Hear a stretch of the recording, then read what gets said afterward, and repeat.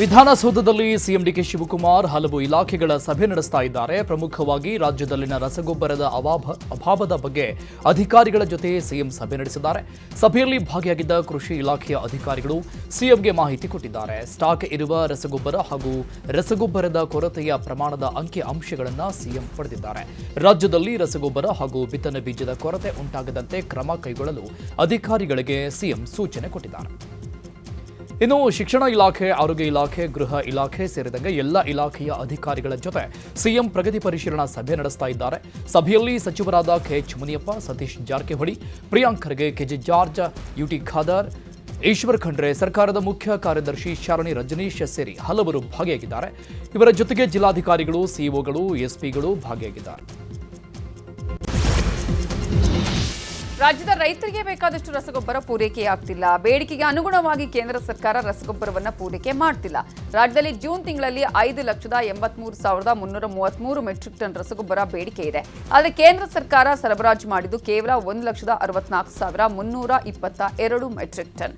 ಏಪ್ರಿಲ್ನಿಂದ ಜೂನ್ವರೆಗೆ ರಾಜ್ಯಕ್ಕೆ 14,40,507 metric ton ರಸಗೊಬ್ಬರದ ಅಗತ್ಯ ಇತ್ತು. ಆದರೆ ರಾಜ್ಯಕ್ಕೆ ಕೇಂದ್ರ ಸರಬರಾಜು ಮಾಡಿದ್ದು ಕೇವಲ 8,12,929 ಮೆಟ್ರಿಕ್ ಟನ್ ಮಾತ್ರ. ಸೆಪ್ಟೆಂಬರ್ವರೆಗೆ ಒಟ್ಟು 30,05,000 ಮೆಟ್ರಿಕ್ ಟನ್ ರಸಗೊಬ್ಬರದ ಅಗತ್ಯತೆ ಇದೆ. ಬೇಕಾದಷ್ಟು ರಸಗೊಬ್ಬರ ಸಿಗದೆ ರೈತರು ಕಂಗಾಲಾಗಿದ್ದಾರೆ. ರಸಗೊಬ್ಬರದ ಕೊರತೆಯ ಕುರಿತು ಪ್ರತಿಕ್ರಿಯಿಸಿರುವ ಸಚಿವ ಈಶ್ವರ್ ಖಂಡ್ರೆ, ರಾಜ್ಯಕ್ಕೆ ಕೇಂದ್ರ ಸರ್ಕಾರ ರಸಗೊಬ್ಬರ ಪೂರೈಕೆ ಮಾಡ್ತಿಲ್ಲ ಅಂತ ಹೇಳಿದ್ದಾರೆ. 30% ರಸಗೊಬ್ಬರವನ್ನ ಅಷ್ಟೇ ಕೇಂದ್ರ ಸರ್ಕಾರ ಪೂರೈಕೆ ಮಾಡಿದೆ.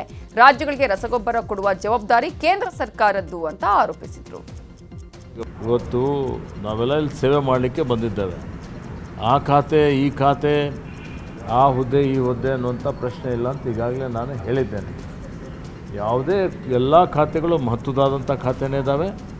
ಹೀಗಾಗಿ ಅವೆಲ್ಲವನ್ನು ದಕ್ಷತೆಯಿಂದ, ಪ್ರಾಮಾಣಿಕತೆಯಿಂದ ನಿಭಾಯಿಸಬೇಕು ಅನ್ನುವಂಥದ್ದು ನಮ್ಮೆಲ್ಲರ ಒಂದು ಕರ್ತವ್ಯ ಇದೆ.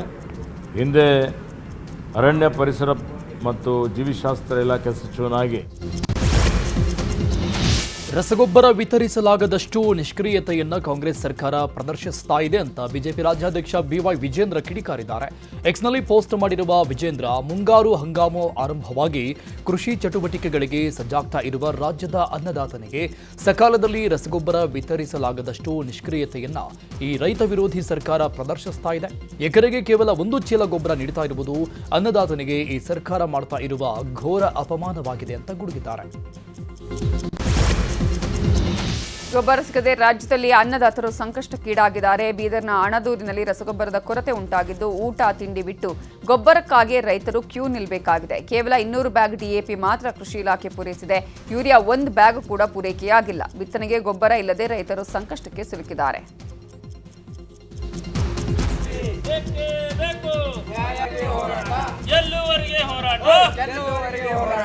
ನಮ್ಮದು 5,500 ಬೇಡಿಕೆ DAP ಅದ. 1,000 ಯೂರಿಯಾ, 1,000 ಯೂರಿಯಾ. ಅದರಲ್ಲಿ ನೋಡಿ 200 DAP ಬಂದಿದೆ, 100 15 ಬಂದಿದೆ. ಇಲ್ಲಿ ನಮ್ಮಲ್ಲಿ ರೈತರು ಇದ್ದಾರೆ, 600-700 ಜನ ಮೆಂಬರ್ ಇದ್ದಾರೆ. ನನಗೆ ಬೇಕು, ನಿನಗೆ ಬೇಕಂತ ಅವರು ಗಲಾಟೆ ಎಬ್ಸಿದ್ರು. ಇಲ್ಲಿ ರೈತರಿಗೆ ಗೊಬ್ಬರ ಪೂರೈಸೋದು ನಮ್ದಿಂದ ಆಗಲಿಕ್ಕಿಲ್ಲ. ಮ್ಯಾಗಿನ ಸರ್ಕಾರ ನಮಗೆ ನಿರ್ಲಕ್ಷ್ಯ ಮಾಡಿ ಗೊಬ್ಬರ ಸರಿಯಾಗಿ ಪೂರೈಸ್ತಾ ಇಲ್ಲ. ಅದ್ರದ್ದು ಸಲುವಾಗಿ ಏನಾಗಿದೆ, ರೈತರೆಲ್ಲ ನಮ್ಗೆ ಏನು ಮಾಡ್ಲತ್ತಾರ, ನೀವಲ್ಲಪ್ಪ, ನೀವೊಬ್ಬ ರೈತ ಆಗಿ, ರೈತನ ಮಗ ಆಗಿ ನೀನು ನಮ್ಮ ರೈತರಿಗೆ ಗೊಬ್ಬರೇ ಪೂರೈಸಲಿಲ್ಲ ಅಂದರೆ ನೀವು ನಿಮ್ಮಲ್ಲಿ ಅಂಥ ಕೆಪಾಸಿಟಿನೇ ಇಲ್ಲ ಅಂತ ನಮ್ಮ ಸಣ್ಣ ತಕರಾರು ಮಾಡ್ತಾ ಇದ್ದಾರೆ. ಈಗ ಕಬ್ಬಿನ ಏರಿಯಾದವರಿಗೆಲ್ಲ ವೀರ್ಯ ಗೊಬ್ಬರೇ ಬೇಕು. ಈಗ ನೋಡಿರಿ, DAP ಇನ್ನೂ ಒಂದು 300 ಕಳೆದ್ರೂ ಸಾಲ್ತಿತ್ತು. 1,000 ಯೂರಿಯಾ ಬೇಕು ರೀ. ಯೂರಿಯಾ ಕಡೆಯಿಂದ ಮಂದಿ ನೋಡಿರಿ, ಬೀದರ್ದಾಗ ಎಷ್ಟೋ ಮಂದಿ ಅಲದಾಡಿ ಅಲ್ಲಿ ಗೊಬ್ಬರ ಸಿಗಲ್ಲ ಕಡೆಂದು ಜಾಸ್ತಿ ರೇಟ್ ಇಲ್ಲಿಂದ ಅಂಗಡಿದಾಗ ತರ್ಲತ್ತಾರ. ಅಂಗಡಿದಾಗ ಗೊಬ್ಬರ ಸಿಗಲ್ಲದ, ನಮ್ಮ PKPSದಾಗ ಸಿಗಲ್ಲದಂದ್ರೆ ಇದು ಎಂಥ ದುರ್ದೈವ. ರೈತರದು ತಕ್ಲೀಫಿ ಮ್ಯಾಗ ಸರ್ಕಾರ ನೋಡಲ್ದು, ಅಧಿಕಾರಿಗಳ ಮ್ಯಾಲೆ ಅವ್ರದ್ದೇ ನೋಡಿಕೊಂಡು ರೈತರದ್ದು ನೋಡಲ್ಲ ಅಂದ್ರೆ ಅದು ಎಂಥ ದುರ್ದೈವ ರೈತರದು.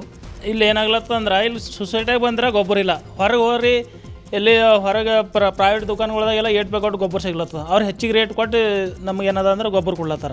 ಯಾರು ದುಕಾನ್ದಾಗ ಹೋದ್ರೆ ಭೀ ಗೊಬ್ಬರ ಅದ, ಎಲ್ಲಿ ಭೀ ಫರ್ಟಿಲೈಸರ್ದಾಗಲಿ ಬೀರದಾಗಲಿ ಎಲ್ಲ ಕಡೆ ಗೊಬ್ಬರ ಅದ. ಬಟ್ ಈ ಸೊಸೈಟಿಗಳ್ದಾಗ ಗೊಬ್ಬರ ಇಲ್ಲ.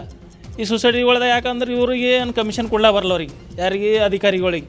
ಅವ್ರು ಏನು ಮಾಡ್ತಾರೆ, ಪ್ರೈವೇಟ್ದವ್ರು ಏನಂದ್ರೆ ಅದು ಅವ್ರಿಗೆ ಕಮಿಷನ್ ಕೊಟ್ಟು ಅವ್ರು ಏನು ಮಾಡ್ತಾರೆ, ಅವ್ರ ಗೊಬ್ಬರಗಳು ಅವ್ರ ಬಳಿ ತೊಗೋತಾರೆ. ತೊಗೊಂಡು ನಮ್ಮ ಅಂಥವ್ರಿಗೆಲ್ಲ ಹೆಚ್ಚಿಗೆ ರೇಟ್ ಮಾಡಿ ಕೊಡ್ಲತ್ತಾರೆ ಎಲ್ಲ ರೈತರಿಗೆ. ಹಿಂಗಾಗಿ ಭಾಳ ಅನ್ಯಾಯ ಆಗ್ಲತ್ತದ. ಈಗ ಆಲ್ರೆಡಿ ಏನದ ಬಿತ್ತಣಿಕೆ ದಿನ ಬಂದವು DAP ಇಲ್ಲ, ಮತ್ತೆಲ್ಲ ಕಬ್ಬುಗಳಿಗೆ ಯೂರಿಯಾ ಹಾಕ್ಬೇಕು, ಯೂರಿಯಾ ಇಲ್ಲ, ಪೈಲೇ ಮಳೆ ಇಲ್ಲ ಅಂತೇಳಿ ಏನೋ ಜರ ರೈತರ ಇನ್ನೂ ಮಳೆ ಬಂದಿಲ್ಲ ಅಂತ ಗೊಬ್ಬರ ಬರ್ತಾಯಿಲ್ಲ, ಗೊಬ್ಬರ ತರ್ಲಕ್ಕೆ ಹೋಯ್ತಾ ಇಲ್ಲ. ಆದ್ರೆ ಈಗ ಮಳೆ ಬಂತು ಅಂದ್ರೆ ಭಾಳ ದೊಡ್ಡ ಒಂದು ತಕ್ಲೀಫ್ ಆಯ್ತದೆ ರೈತರಿಗೆ. ಮಳೆ ಬಂತಂದ್ರೆ ಕಂಪಲ್ಸರಿ ಗೊಬ್ಬರ ಬೇಕು, ಗೊಬ್ಬರ ಇದ್ದಿಲ್ಲ ಅಂದ್ರೆ ಬಿತ್ತಲಿಕ್ಕೆ ಆಗಲ್ಲ. ಹಿಂಗಾಗಿ ಇವ್ರು ಏನು ಮಾಡತ್ತಾರ, ಹೊರ ಪ್ರೈವೇಟ್ದವ್ರಿಗೆ ಕೊಟ್ಕೊಳತ್ತಾರ, ಪ್ರೈವೇಟ್ದವ್ರು ಕೊಟ್ಟು ನಮಗೆಲ್ಲ ಪಿರೇ ಕೊಡ್ಲತ್ತಾರ ಪ್ರೈವೇಟ್ದವ್ರು. ಹಾಗಾಗಿ ನಮಗೆ ಈಗ ಸೊಸೈಟಿಗೆ ಕಂಪಲ್ಸರಿ ಕೊಡಲೇಬೇಕು, ಕೊಡಲಿಲ್ಲ ಅಂದ್ರೆ ಮುಂದೆ ಬರೋ ದಿನಗಳು ಭಾಳ ದೊಡ್ಡ ಪ್ರಮಾಣದಾಗ ಹೋರಾಟ ಮಾಡ್ತೇವೆ. ರಾಯಚೂರಲ್ಲೂ ರೈತರಿಗೆ ಗೊಬ್ಬರ ಸಿಗ್ತಾ ಇಲ್ಲ. ಬಿತ್ತನೆ ಸಮಯದಲ್ಲಿ ರಸಗೊಬ್ಬರ ಸಿಗದೆ ರೈತರು ಪರದಾಡ್ತಿದ್ದಾರೆ. ಅಧಿಕಾರಿಗಳ ನಿರ್ಲಕ್ಷ್ಯದಿಂದಾಗಿ ರಸಗೊಬ್ಬರದ ಕೊರತೆ ಉಂಟಾಗಿದೆ. ತ್ವರಿತಗತಿಯಲ್ಲಿ ರಸಗೊಬ್ಬರ ಪೂರೈಕೆ ಮಾಡಿ ಅಂತ ಹೇಳಿ ಅನ್ನದಾತರು ಆಗ್ರಹಿಸಿದ್ದಾರೆ. ರಾಯಚೂರಿಗೆ 1.24 ಲಕ್ಷ ಟನ್ ಗೊಬ್ಬರದ ಅಗತ್ಯ ಇದೆ. ಆದರೆ ಈವರೆಗೆ ಜಿಲ್ಲೆಗೆ 69,773 ಟನ್ ರಸಗೊಬ್ಬರ ಮಾತ್ರ ಪೂರೈಕೆ ಮಾಡಲಾಗಿದೆ. 25,000 ಟನ್ ಬೇಕಾದಂಥ DAP ಗೊಬ್ಬರ 8,580 ಟನ್ ಮಾತ್ರ ಇದೆ ರಾಯಚೂರು ಜಿಲ್ಲೆಗೆ. ನಮ್ಮ ಮುಂಗಾರಿಗೆ ತುರ್ತು ಮುಂಗಾರು ಆಯಿತು ಅಂತಂದರೆ ನಾಟಿ ಮಾಡೋದ್ರೊಳಗಾಗಿ ಸಿಂಧನೂರು ತಾಲೂಕಿಗೆ ಕನಿಷ್ಠ 7,500 ಟನ್ DAP ಬೇಕು. ಈಗ ಕೇವಲ ಲಭ್ಯ ಇರೋದು ಕೇವಲ 1,500 ಟನ್ ಅಂತೇಳಿ ಅಧಿಕಾರಿಗಳು ಹೇಳ್ತಾರೆ. ಅದೇ ರೀತಿ ಯೂರಿಯಾನೂ ಸಹಿತ ನನಗೆ ಕನಿಷ್ಠ ಏನಿಲ್ಲ ಅಂತಂದರೆ 14,000 ಟನ್ ಗೊಬ್ಬರ ಬೇಕಾಗಿದೆ ಸಿಂಧನೂರು ತಾಲೂಕಿಗೆ ಅಷ್ಟೇ. ಆದರೆ ಈಗಿರ್ತಕ್ಕಂಥದ್ದು ಕೇವಲ 5,000 ಟನ್ ಅಂತಾರೆ.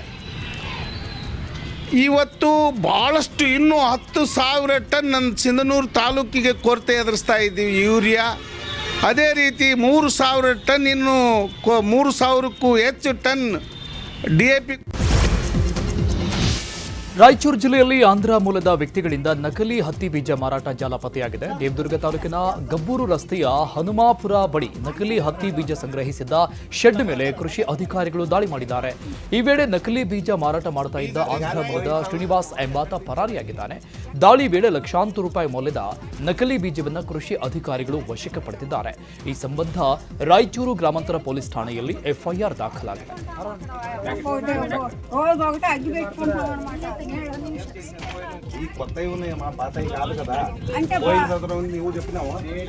ಒಂದು ಬಿಡಿ ಬೀಜಗಳನ್ನು ಮಾರಾಟ ಮಾಡುವ ದಂಧೆ ಶ್ರೀನಿವಾಸ್ ತಂದೆ ಪ್ರಸಾದರಾವ್ ಮೂಲತಃ ಆಂಧ್ರ ಪ್ರದೇಶದವರು.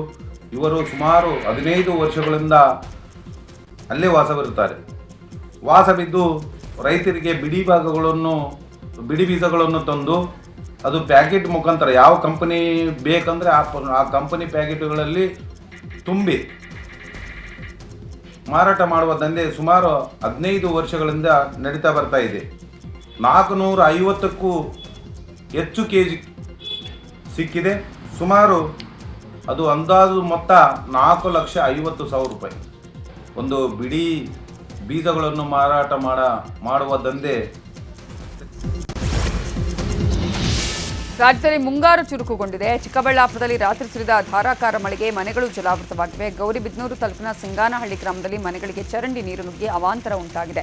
ಚರಂಡಿ ಅವ್ಯವಸ್ಥೆಯಿಂದ ಈ ರೀತಿಯಾಗಿದೆ ಅಂತ ಅಧಿಕಾರಿಗಳ ವಿರುದ್ಧ ಜನ ಆಕ್ರೋಶ ಹೊರಹಾಕಿದ್ದಾರೆ. ಚಿಕ್ಕಬಳ್ಳಾಪುರ ಜಿಲ್ಲೆಯಲ್ಲೇ ಉತ್ತರ ಪಿನಾಕಿನಿ ನದಿ ಉಕ್ಕಿ ಹರಿತಿದೆ. ಗೌರಿಬಿದನೂರು ಭಾಗದಲ್ಲಿ ನಿನ್ನೆ ಸುರಿದ ಧಾರಾಕಾರ ಮಳೆಯಿಂದ ಉತ್ತರ ಪಿನಾಕಿನಿ ನದಿಯಲ್ಲಿ ನೀರು ಹರಿತಿದ್ದು ರೈತರ ಮೊಗದಲ್ಲಿ ಸಂತಸ ತಂದಿದೆ. ಇತ್ತೀಚೆಗೆ ಮಳೆ ಇಲ್ಲದೆ ನದಿ ಬತ್ತಿ ಹೋಗಿತ್ತು. ಈಗ ಮತ್ತೆ ನದಿಯಲ್ಲಿ ನೀರು ಹರಿತಿದೆ.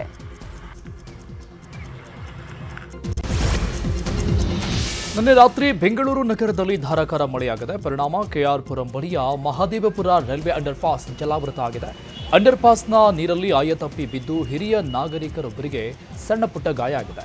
ಸದ್ಯ ಪೂರ್ವ ನಗರ ಪಾಲಿಕೆ ಸಿಬ್ಬಂದಿಯಿಂದ ನೀರು ತೆರವು ಮಾಡುವ ಕೆಲಸ ಆಗ್ತಾ ಇದೆ.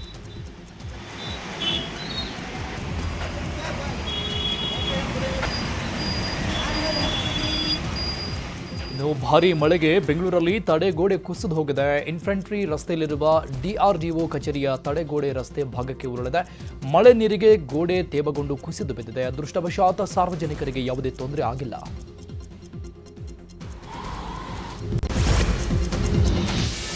ರಾಜ್ಯದಲ್ಲಿ ಮೊದಲು ತುಂಬುವ ಕಬಿನಿ ಡ್ಯಾಂ ಖಾಲಿಯಾಗಿದೆ. ಮೈಸೂರು ಜಿಲ್ಲೆ HD ಕೋಟೆ ತಾಲೂಕಿನ ಬೀಚನಹಳ್ಳಿ ಗ್ರಾಮದಲ್ಲಿರುವ ಕಬಿನಿ ಡ್ಯಾಮಲ್ಲಿ ನೀರಿನ ಮಟ್ಟ ಕುಸಿದಿದೆ. ಮಳೆ ಕೊರತೆಯಿಂದ ನೀರಿನ ಮಟ್ಟ ಕುಸಿದಿದ್ದು ಕಬಿನಿ ಹಿನ್ನೀರಿನಲ್ಲಿ ದೇವಸ್ಥಾನದ ಕುರುಹುಗಳು ಪತ್ತೆಯಾಗಿವೆ. ಬಸವಣ್ಣ, ಲಿಂಗ, ವಿನಾಯಕ ಮಾಸದ ಶಾಸನಗಳು ಪತ್ತೆಯಾಗಿವೆ. ಎಸ್ಟಿ ಸಮಾಜಕ್ಕೆ ಇನ್ನಷ್ಟು ಸಚಿವ ಸ್ಥಾನಗಳಿಗೆ ಒತ್ತಡ ಹೆಚ್ಚಾಗಿದೆ. ಈ ಕುರಿತು ಸಚಿವ ಸತೀಶ್ ಜಾರಕಿಹೊಳಿ ಸಿಎಂ ಡಿಕೆಶಿ ಅವರನ್ನ ಭೇಟಿಯಾಗಿ ಮನವಿ ಮಾಡಿಕೊಂಡಿದ್ದಾರೆ. ಸತೀಶ್ ಜಾರಕಿಹೊಳಿ ಜೊತೆಗೆ ಶಾಸಕರಾದ ಕಂಪ್ಲಿ ಗಣೇಶ್, ಬಸವನಗೌಡ ದದ್ದಲ್ ಭೇಟಿಯಾಗಿದ್ದರು. ಎಸ್ಟಿ ಶಾಸಕರಿಗೆ ಪ್ರಸನ್ನಾನಂದ ಸ್ವಾಮೀಜಿ ಸಾಥ್ ಕೊಟ್ಟಿದ್ದಾರೆ. ಈ ವೇಳೆ ಎಸ್ಟಿಗೆ ಇನ್ನಷ್ಟು ಮೀಸಲಾತಿ ಬಗ್ಗೆಯೂ ಚರ್ಚೆ ನಡೆದಿದ್ದು ಸಿಎಂ ಡಿಕೆಶಿ ಹಾಗೂ ಹೈಕಮಾಂಡ್ ಮೇಲೆ ಒತ್ತಡ ಹೇರಲಾಗಿದೆ. ಇನ್ನೊಂದು ಕಡೆ ಮಾಜಿ ಸಚಿವ ಕೆಎನ್ ರಾಜನ ಪುತ್ರ ರಾಜೇಂದ್ರ ಕೂಡ ಸರ್ಕಸ್ ಮಾಡ್ತಾ ಇದ್ದಾರೆ. ದೆಹಲಿಯಲ್ಲಿ ಸಿಎಂ ಡಿಕೆಶಿ ಅವರನ್ನ ಭೇಟಿ ಮಾಡಿದ ಎಂಎಲ್ಸಿ ರಾಜೇಂದ್ರ ನಾಯಕ ಸಮಾಜದಿಂದ ಸಚಿವ ಸ್ಥಾನಕ್ಕೆ ಒತ್ತಡ ಹಾಕಿದ್ದಾರೆ. ಖಾತೆ ಕುರಿತ ಅಸಮಾಧಾನ ವಿಚಾರವಾಗಿ ಸಚಿವ ಕೃಷ್ಣ ಬೈರೇಗೌಡ ಪ್ರತಿಕ್ರಿಯಿಸಿದ್ದಾರೆ. ಅಸಮಾಧಾನ ಯಾವುದೂ ಇಲ್ಲ, ಬಹಳ ಕಠಿಣವಾದ ಜವಾಬ್ದಾರಿಯನ್ನ ಸಿಎಂ ಹಾಗೂ ಪಕ್ಷ ವಹಿಸಿದೆ. ಬೆಂಗಳೂರು ಅಭಿವೃದ್ಧಿ ಬಹಳ ಸವಾಲು, ಬಹಳ ಜವಾಬ್ದಾರಿ ಕೂಡ ಇದೆ. ಇಂತಹ ಸಂದರ್ಭದಲ್ಲಿ ಜವಾಬ್ದಾರಿ ತೆಗೆದುಕೊಳ್ಳುವಾಗ ಸ್ಪಷ್ಟತೆ ಇರಬೇಕು. ನಮ್ಮಿಂದ ನಿರೀಕ್ಷೆ, ಅಕೌಂಟಬಿಲಿಟಿ, ಫಲಿತಾಂಶ ಎಕ್ಸ್ಪೆಕ್ಟ್ ಮಾಡ್ತಾರೆ. ಇದರ ಬಗ್ಗೆ ಸಿಎಂಗೆ ಮನವರಿಕೆ ಮಾಡಿಕೊಡ್ತೇನೆ. ಇನ್ನೆರಡು ದಿನದಲ್ಲಿ ಸಿಎಂ ಸ್ಪಷ್ಟವಾಗಿ ಹೇಳ್ತಾರೆ ಎಂದಿದ್ದಾರೆ ಕೃಷ್ಣ ಬೈರೇಗೌಡರು. ಮುಖ್ಯಮಂತ್ರಿ ನಾನು ವೈಯಕ್ತಿಕವಾಗಿ ಏನೇ ಜವಾಬ್ದಾರಿ ತಗೊಂಡ್ರು ಅದಕ್ಕೊಂದು ಉತ್ತರದಾಯಿತು, ಅಕೌಂಟಬಿಲಿಟಿ ಇರುತ್ತೆ. ಏನು ಅಕೌಂಟಬಿಲಿಟಿ? ಪಕ್ಷ ಆಗಲಿ ಜನ ಆಗಲಿ ಏನು ನಿರೀಕ್ಷೆ ಇಟ್ಕೊಂಡಿದ್ದಾರೆ ಅದನ್ನ ಫಲಿತಾಂಶ ರಿಸಲ್ಟ್ ರೂಪದಲ್ಲಿ ನಾವು ಕೊಡಬೇಕಾಗತ್ತೆ. ಏನು ಫಲಿತಾಂಶ ರಿಸಲ್ಟ್ಸ್ ಅನ್ನ ಎಕ್ಸ್ಪೆಕ್ಟ್ ಮಾಡ್ತಾರೆ ಅದನ್ನ ಡೆಲಿವರ್ ಮಾಡಬೇಕು ಅಂದ್ರೆ ಜವಾಬ್ದಾರಿಯಲ್ಲಿ ಸ್ಪಷ್ಟತೆ ಇರಬೇಕು ಅಂತ ನಾನು ಮನವಿಯನ್ನ ಮಾಡಿದ್ದೇನೆ. ಇದನ್ನ ಮಾನ್ಯ ಮುಖ್ಯಮಂತ್ರಿಗಳಿಗೂ ಮನವರಿಕೆ ಮಾಡಿದ್ದೇನೆ. ಮುಖ್ಯಮಂತ್ರಿಗಳು ಕೂಡ ಈ ವಿಷಯವನ್ನ ನಾನು ಆದಷ್ಟು ಶೀಘ್ರವಾಗಿ ಇತ್ಯರ್ಥ ಮಾಡಿ ಇದರ ಬಗ್ಗೆ ಒಂದು ಸ್ಪಷ್ಟತೆ ತೀರ್ಮಾನವನ್ನ ಕೊಡ್ತೀನಿ ಅಂತ ಹೇಳಿದ್ದಾರೆ. ಖಾತೆ ಹಂಚಿಕೆ ಬಗ್ಗೆ ಕೆಲವರಿಂದ ಅಸಮಾಧಾನ ವಿಚಾರವಾಗಿ ವಿಧಾನಸೌಧದಲ್ಲಿ ಸಚಿವ ಈಶ್ವರ ಖಂಡ್ರೆ ಮಾತನಾಡಿದರು. ಈಗಾಗಲೇ ರಾಮಲಿಂಗಾರೆಡ್ಡಿ ಅವರು ಅಧಿಕಾರ ವಹಿಸಿಕೊಂಡಿದ್ದಾರೆ, ಪ್ರಗತಿ ಪರಿಶೀಲನೆ ಮಾಡಿ ಕೆಲಸ ಆರಂಭಿಸಿದ್ದಾರೆ. ಎಲ್ಲ ಸಚಿವರು ತಮ್ಮ ಖಾತೆಯ ಜವಾಬ್ದಾರಿಯನ್ನ ಉತ್ತಮವಾಗಿ ಮಾಡ್ತಾ ಇದ್ದಾರೆ. ನಾವೆಲ್ಲ ಸೇವೆ ಮಾಡೋಕೆ ಬಂದವರು. ಆ ಖಾತೆ ಈ ಖಾತೆ ಎಂಬ ಪ್ರಶ್ನೆ ಇಲ್ಲ. ಖಾತೆಯನ್ನ ದಕ್ಷತೆ, ಪ್ರಾಮಾಣಿಕತೆಯಿಂದ ನಿಭಾಯಿಸಬೇಕು ಎಂಬ ಬದ್ಧತೆ ಇದೆ ಅಂತ ಹೇಳಿದ್ದಾರೆ. ಆಗಲೇ ನೋಡಿ, ರಾಮಲಿಂಗಾರೆಡ್ಡಿ ಸರ್ ಅವರು ಆ ಖಾತೆ ಜವಾಬ್ದಾರಿಯನ್ನು ವಹಿಸಿಕೊಂಡು ಇವತ್ತು ಅವರು ಪ್ರಗತಿ ಪರಿಶೀಲನೆ ಮಾಡಿದ್ದಾರೆ ಮತ್ತು ಅವರು ಕೆಲಸ ಪ್ರಾರಂಭ ಮಾಡಿದ್ದಾರೆ. ಎಲ್ಲ ಸಚಿವರು ತಮ್ಮ ತಮ್ಮ ಖಾತೆಯ ಜವಾಬ್ದಾರಿಯನ್ನು ಉತ್ತಮವಾಗಿ ನಿರ್ವಹಿಸುವಂಥ ಒಂದು ಕೆಲಸ ಮಾಡ್ತಾರೆ. ನಾವೆಲ್ಲ ಇಲ್ಲಿ ಸೇವೆ ಮಾಡಲಿಕ್ಕೆ ಬಂದಿದ್ದೇವೆ. ಆ ಖಾತೆ ಈ ಖಾತೆ, ಆ ಹುದ್ದೆ ಈ ಹುದ್ದೆ ಅನ್ನುವಂಥ ಪ್ರಶ್ನೆ ಇಲ್ಲ ಅಂತ ಈಗಾಗಲೇ ನಾನು ಹೇಳಿದ್ದೇನೆ. ಯಾವುದೇ ಎಲ್ಲ ಖಾತೆಗಳು ಮಹತ್ವದಾದಂಥ ಖಾತೆನೇ ಇದ್ದಾವೆ. ಹೀಗಾಗಿ ಅವೆಲ್ಲವನ್ನು ದಕ್ಷತೆಯಿಂದ, ಪ್ರಾಮಾಣಿಕತೆಯಿಂದ ನಿಭಾಯಿಸಬೇಕು ಅನ್ನುವಂಥದ್ದು ನಮ್ಮೆಲ್ಲರ ಒಂದು ಕರ್ತವ್ಯ ಇದೆ. ಹಿಂದೆ ಅರಣ್ಯ ಪರಿಸರ ಮತ್ತು ಜೀವಿಶಾಸ್ತ್ರ ಇಲಾಖೆ ಸಚಿವನಾಗಿ ಉತ್ತಮವಾಗಿ ಕೆಲಸ ಮಾಡಿದ್ದೇನೆ ಅನ್ನುವಂಥ ತೃಪ್ತಿ ಇದೆ. ಸಿಎಂ ಡಿಕೆ ಸಂಪುಟದಲ್ಲಿ ಸಚಿವ ಸ್ಥಾನ ಸಿಗದಿದ್ದಕ್ಕೆ ಹಿರಿಯ ಶಾಸಕರ ಬೆಂಬಲಿಗರು ಸಿಡಿದೆದ್ದಿದ್ದಾರೆ. ಮಾಜಿ ಸಚಿವ ಜಮೀರ್ ಅಹಮದ್ಗೆ ಡಿಸಿಎಂ ಸ್ಥಾನ ನೀಡಲು ಆಗ್ರಹಿಸಿ ಹುಬ್ಬಳ್ಳಿಯಲ್ಲಿ ಬೃಹತ್ ಪ್ರತಿಭಟನೆ ನಡೆದಿದೆ. ಸಾದತ್ವಾ ಮುಷಾಯಿಕ್ಗಳಿಂದ ಹಜರತ್ ಸೈಯದ್ ಫತೇ ಶಾವಲಿ ದರ್ಗಾದಲ್ಲಿ ಪ್ರತಿಭಟನೆ ನಡೆಯಿತು. ಮುಸ್ಲಿಂ ಸಮುದಾಯ ಕಾಂಗ್ರೆಸ್ಗೆ ಬೆಂಬಲಿಸಿದೆ. ಹೀಗಾಗಿ ಜಮೀರ್ಗೆ ಮಂತ್ರಿ ಸ್ಥಾನ ಕೊಡಬೇಕು ಅಂತ ಒತ್ತಾಯಿಸಿದರು.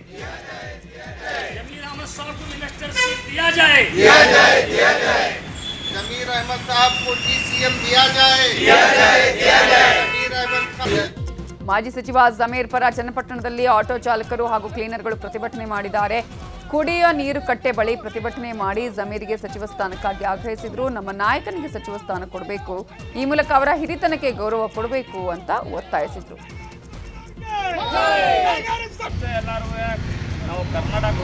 ಸಚಿವ ಸತೀಶ್ ಜಾರಕಿಹೊಳಿ ವಿರುದ್ಧ ಸುಳ್ಳು ವದಂತಿ ಖಂಡಿಸಿ ಮೈಸೂರಲ್ಲಿ ರಾಜ್ಯ ನಾಯಕರ ಯುವ ಸೇನೆ ಮತ್ತು ಬೆಂಬಲಿಗರಿಂದ ಪ್ರತಿಭಟನೆ ನಡೆದಿದೆ.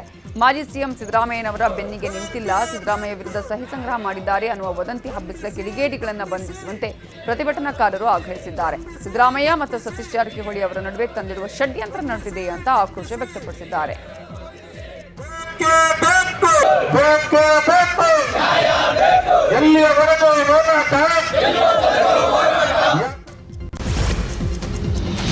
ಬಿಡದಿ ಟೌನ್ಶಿಪ್ಗೆ ಅಂತಿಮ ಅಧಿಸೂಚನೆ ಹಿನ್ನೆಲೆಯಲ್ಲಿ ಬೃಹತ್ ಹೋರಾಟಕ್ಕೆ ರೈತರು ಸಜ್ಜಾಗಿದ್ದಾರೆ. ಈ ಕುರಿತು ರಾಮನಗರದ ಎಪಿಎಂಸಿ ಆವರಣದ ರೈತ ಭವನದಲ್ಲಿ ನಡೆದ ಪೂರ್ವಭಾವಿ ಸಭೆಯಲ್ಲಿ ನಿರ್ಧರಿಸಲಾಗಿದೆ. ಜೂನ್ 22ರಂದು ಕರ್ನಾಟಕ ರಾಜ್ಯ ರೈತ ಸಂಘದಿಂದ ಭೈರಮಂಗಲ ಚಲೋಗೆ ಕರೆ ಕೊಡಲಾಗಿದೆ. ಯಾವುದೇ ಕಾರಣಕ್ಕೂ ಯೋಜನೆಗೆ ಭೂಮಿ ಕೊಡದಂತೆ ನಿರ್ಣಯಿಸಲಾಗಿದೆ. ರೈತರ ಹೋರಾಟಕ್ಕೆ ಬಿಜೆಪಿ, ಜೆಡಿಎಸ್ ಕೂಡ ಬೆಂಬಲ ವ್ಯಕ್ತಪಡಿಸಿದ್ದು, ವಿವಿಧ ಕಾರ್ಮಿಕ ಸಂಘಟನೆಗಳು, ಕನ್ನಡ ಪರ ಸಂಘಟನೆಗಳು ಸಾಥ್ ಕೊಡ್ತಿವೆ. ಧರ್ಮಸ್ಥಳದಲ್ಲಿ 106 ಶವ ಹೂತಿಟ್ಟ ಆರೋಪದ ಪ್ರಕರಣದ ತನಿಖೆ ಬಗ್ಗೆ ಹೈಕೋರ್ಟ್ ವರದಿ ಕೇಳಿದ ಹಿನ್ನೆಲೆ ಗೃಹ ಸಚಿವರನ್ನ ಎಸ್ಐಟಿ ಮುಖ್ಯಸ್ಥ ಪ್ರಣವ್ ಮೊಹಾಂತಿ ಭೇಟಿಯಾಗಿದ್ದಾರೆ. ರೇಸ್ ಕೋರ್ಸ್ ರಸ್ತೆಯಲ್ಲಿರುವ ಗೃಹ ಸಚಿವ ಪ್ರಿಯಾಂಕ್ ಖರ್ಗೆ ಅವರ ನಿವಾಸಕ್ಕೆ ಭೇಟಿ ಕೊಟ್ಟು ತನಿಖೆಯ ಬಗ್ಗೆ ಮಾಹಿತಿ ಕೊಟ್ಟಿದ್ದಾರೆ.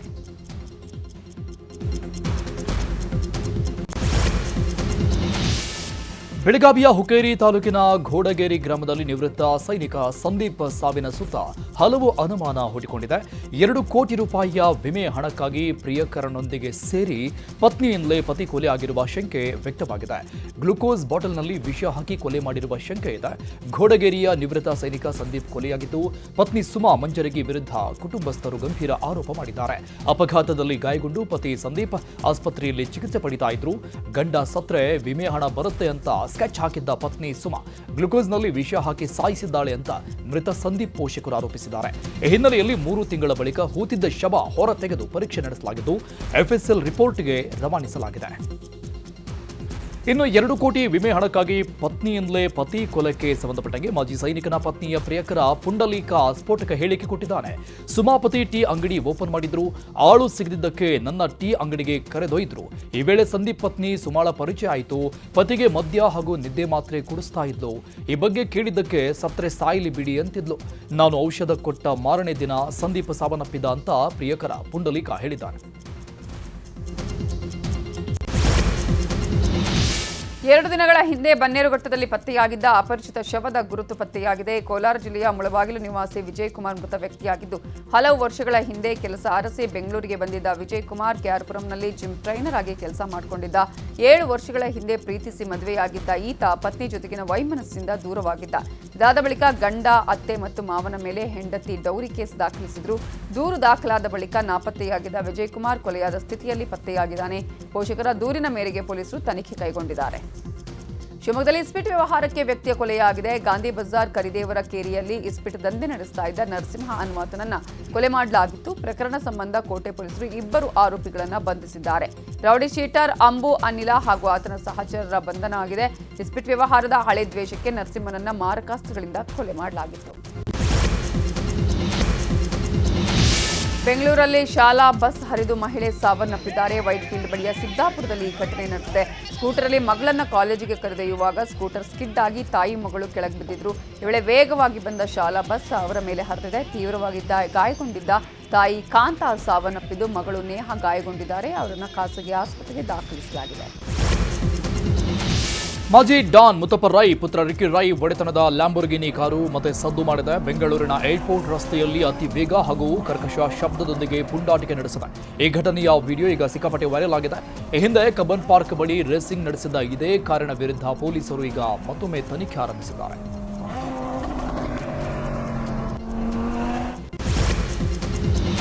ಆರೋಗ್ಯ ಮತ್ತು ದೈಹಿಕ ಫಿಟ್ನೆಸ್ ಬಗ್ಗೆ ಜಾಗೃತಿ ಮೂಡಿಸಲು ಮೈಸೂರಲ್ಲಿ ಇದೇ ಜೂನ್ 28ರಂದು ನ್ಯೂಸ್ 18 ವತಿಯಿಂದ ನಮ್ಮ ರನ್ ಮ್ಯಾರಥಾನ್ ಆಯೋಜಿಸಲಾಗಿದೆ. ಮಕ್ಕಳಿಗಾಗಿ 1 ಕಿಲೋಮೀಟರ್ ಹಾಗೂ 2 ಕಿಲೋಮೀಟರ್ ನಿಗದಿಪಡಿಸಲಾಗಿದೆ. 3, 5, 10 ಕಿಲೋಮೀಟರ್ ಓಟಕ್ಕೆ ಯಾವುದೇ ಸಮಯ ಮಿತಿ ಇಲ್ಲ. 5 ಮತ್ತು 10 ಕಿಲೋಮೀಟರ್ ಓಟಕ್ಕೆ ನಿಗದಿತ ಟೈಮ್ ಅನ್ನು ಫಿಕ್ಸ್ ಮಾಡಲಾಗಿದೆ. ವಿಜೇತರಾದ ಸ್ಪರ್ಧೆಗೆ 1 ಲಕ್ಷ ರೂಪಾಯಿ ಬಹುಮಾನ ನೀಡಲಾಗುತ್ತೆ. ಸ್ಕ್ರೀನ್ ಮೇಲೆ ಕಾಣ್ತಿರೋ QR ಕೋಡ್ ಅನ್ನು ಸ್ಕ್ಯಾನ್ ಮಾಡಿ ಆಸಕ್ತರು ನೋಂದಣಿಯನ್ನ ಮಾಡಿಸಿಕೊಳ್ಳಬಹುದು.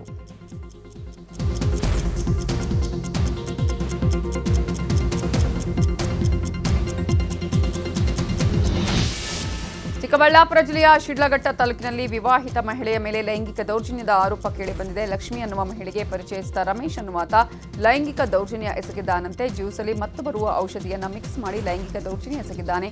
ಲೈಂಗಿಕ ದೌರ್ಜನ್ಯದ ವೇಳೆ ಮಹಿಳೆ ಬೆತ್ತಲೆ ವಿಡಿಯೋ ಚಿತ್ರೀಕರಣ ಮಾಡಿದ ಆರೋಪವೂ ಕೇಳಿಬಂದಿದೆ. ಮಂಡ್ಯ ಜಿಲ್ಲೆಯ ಕುಡಗಬಾಳು ಗ್ರಾಮದ ರಮೇಶ್ ವಿರುದ್ಧ ಸಂತ್ರಸ್ತ ಮಹಿಳೆಯ ಗಂಡ ಗಂಭೀರವಾಗಿ ಆರೋಪ ಮಾಡಿದ್ದು ದೂರು ದಾಖಲಿಸಿದ್ದಾರೆ. ಶಿಡ್ಲಘಟ್ಟ ಗ್ರಾಮಾಂತರ ಪೊಲೀಸ್ ಠಾಣೆಯಲ್ಲಿ ಪ್ರಕರಣ ದಾಖಲಾಗಿದೆ. ಧಾರವಾಡದಲ್ಲಿ ಲವ್ ಜಿಹಾದ್ಗೆ ಹೆದರಿ ದಲಿತ ಬಾಲಕಿಯ ಆತ್ಮಹತ್ಯಾ ಕೇಸ್ನಲ್ಲಿ ಧಾರವಾಡ ಗ್ರಾಮೀಣ ವೃತ್ತದ ಸಿಪಿಐ ಶಿವಕುಮಾರ್ ಲೋಹಾರ್ ತಲೆದಂಡವಾಗಿದೆ. ಗರಗ ಗ್ರಾಮದಲ್ಲಿ ಲವ್ ಜಿಹಾದ್ಗೆ ಹೆದರಿ ದಲಿತ ಬಾಲಕಿ ಆತ್ಮಹತ್ಯೆಯನ್ನು ಮಾಡಿಕೊಂಡಿದ್ಲು. ಪೊಲೀಸರ ನಿರ್ಲಕ್ಷ್ಯವನ್ನು ಖಂಡಿಸಿ ಹಿಂದೂ ಪರ ಸಂಘಟನೆಗಳು ನಿನ್ನೆ ಬೃಹತ್ ಪ್ರತಿಭಟನೆಯನ್ನು ಕೂಡ ಮಾಡಿದ್ವು. ಈ ಹಿನ್ನೆಲೆಯಲ್ಲಿ ಸಿಪಿಐ ಶಿವಕುಮಾರ್ ಅವರನ್ನು ಅಮಾನತು ಮಾಡಲಾಗಿದೆ.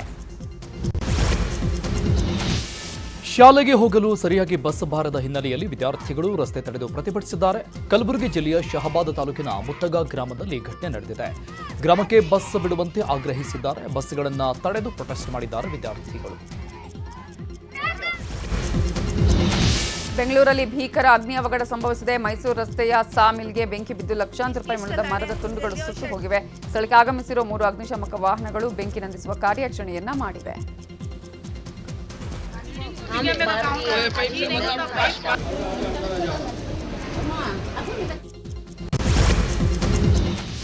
ಹಾವೇರಿ ಜಿಲ್ಲೆಯ ಬ್ಯಾಡಗಿ ತಾಲೂಕಿನ ಕದರಮಂಡಲಗಿ ಕಾಂತೇಶ ಸನ್ನಿಧಿಗೆ ಭಕ್ತರ ದಂಡೆ ಹರಿದು ಬಂದಿದೆ. ಕಾಶಿ ಯಾತ್ರೆಯ ಫಲಕ್ಕಾಗಿ ಕಾಂತೇಶ ಸನ್ನಿಧಿಗೆ ನೂರಾರು ಭಕ್ತರು ಆಗಮಿಸಿ ಕಾಂತೇಶ ದರ್ಶನ ಪಡೆದಿದ್ದಾರೆ. ಕಾಂತೇಶ ದರ್ಶನ ಮಾಡಿದರೆ ಕಾಶಿ ಯಾತ್ರೆ ಫಲ ಸಿಗುತ್ತದೆ ಎಂಬ ನಂಬಿಕೆ ಇದೆ. ಕಾಂತೇಶ್, ಶಾಂತೇಶ್, ಭ್ರಾಂತೇಶ್ 3 ದೇವರುಗಳ ದರ್ಶನಕ್ಕಾಗಿ ಭಕ್ತರು ಮುಗಿಬಿದ್ದಿದ್ದಾರೆ.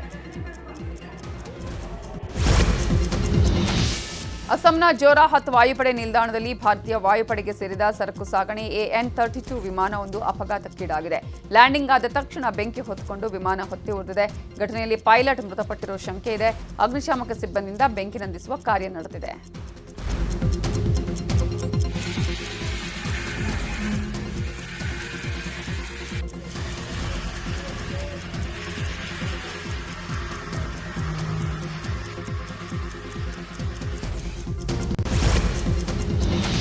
ಪುರಸಭೆ ನೇಮಕಾತಿ ಹಗರಣದಲ್ಲಿ ಪಶ್ಚಿಮ ಬಂಗಾಳದ ಟಿಎಂಸಿ ಶಾಸಕ ಮತ್ತು ಮಾಜಿ ಸಚಿವ ಮದನ್ ಮಿತ್ರಾಗೆ ಇಡಿ ಶಾಕ್ ಕೊಟ್ಟಿದೆ. ಮದನ್ ಮಿತ್ರಾಗೆ ಸಂಬಂಧಪಟ್ಟಂತ 7 ಸ್ಥಳಗಳಲ್ಲಿ ದಾಳಿ ನಡೆಸಿದ ಜಾರಿ ನಿರ್ದೇಶನಾಲಯ ಅಧಿಕಾರಿಗಳು ಶೋಧ ಮಾಡುತ್ತಿದ್ದಾರೆ. ಮದನ್ ಮಿತ್ರಾ ಅಕ್ರಮ ನೇಮಕಾತಿಯಲ್ಲಿ ಭಾಗಿಯಾಗಿದ್ದಾರೆ ಅಂತ ಆರೋಪಿಸಲಾಗಿತ್ತು.